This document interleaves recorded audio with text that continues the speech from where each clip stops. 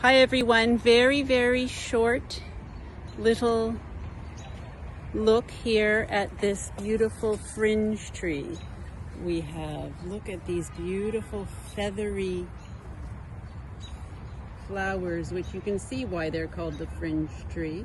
Not commonly seen in the landscape. It's a small tree, very small, very short,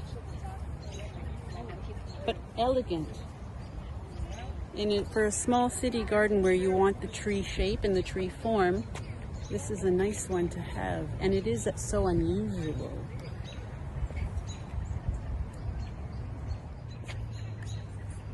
Here is another fringe tree, which is covered in even more flowers. But this one has a different flower.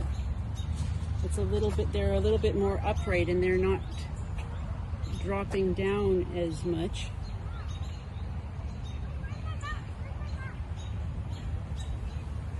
Interesting. But this one's covered in bloom.